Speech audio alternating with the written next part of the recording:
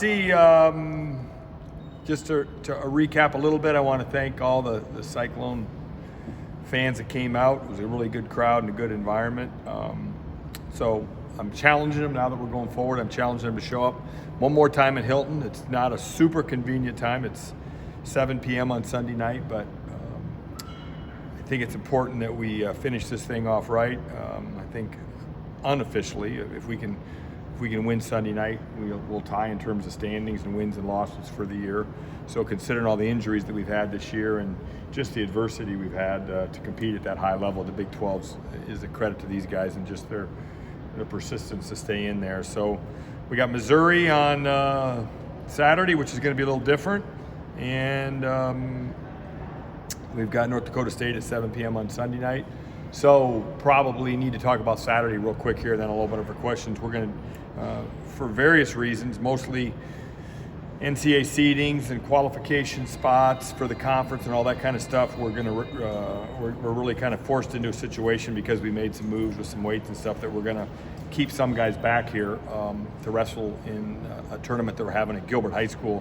It was originally set for Sunday, but we're going to do it Saturday morning because of the North Dakota State match being rescheduled because of the weather, so a lot of things kind of got thrown up in the air.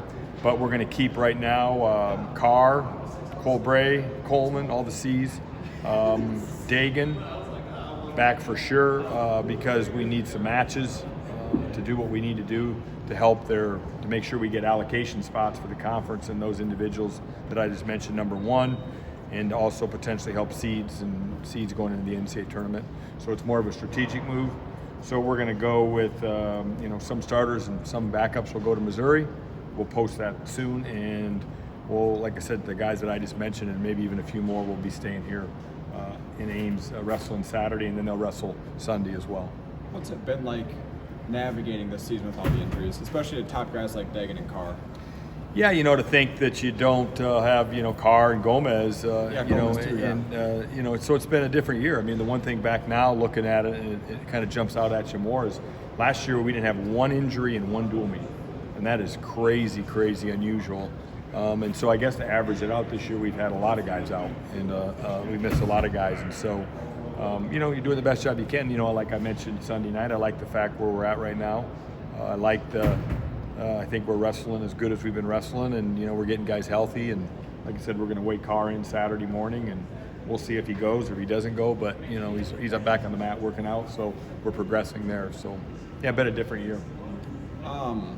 This is for the guys that go to Missouri. This is going to be their second straight weekend of 2 matches in 2 days, and This one involves a road trip in between.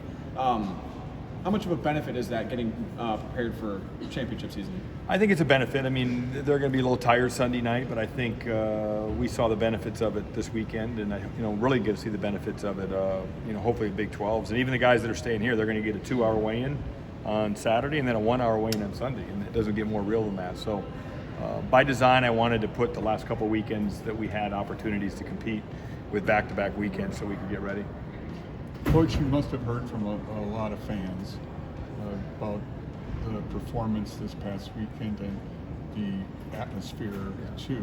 And I gotta believe at some point you were thinking, this is what I was envisioning, something to build on is the atmosphere the way it is in here.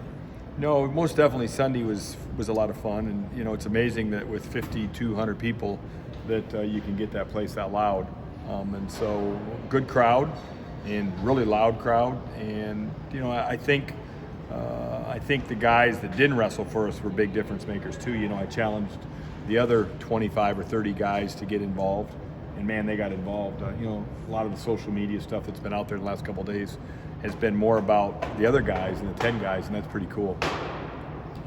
The guys seem to have answered the call from a couple weeks ago at your press conference. What's essential to keep that moving forward as we go to get to postseason? Hopefully they understand that details make a difference, and we have to keep our eye on the ball there and understand what being a professional is. If you want to be a professional, it's going to help your chances. And so part of being a professional is really understanding what you do when you leave this room at 5:30 until you show up the next day. And we had guys that were failing in that category, And so that's what that wake-up call was about. Now, we still, you know, we're going to have a good one here today, but we got to make sure when we leave here, we put the right things in our body, we do the right things, and we're with the right people and all that kind of stuff. And that's the life lesson there. Well, going out there with Gremmel's match, going into it, you know, he happened to be the one going last. Pressure's going to be on him. You know, did you think he responded appropriately? You know, I could tell Gannon was ready. You know, it's the one thing about Gannon that you see when he competes that you might not. If you came and watched practice, you'd say, I don't know if I want to send that guy out there. But he's definitely a markedly different guy when he goes when the lights are on. And so, yeah, I mean, I if anybody to close it, he was our guy. What does Colbert have to do to build off of this weekend?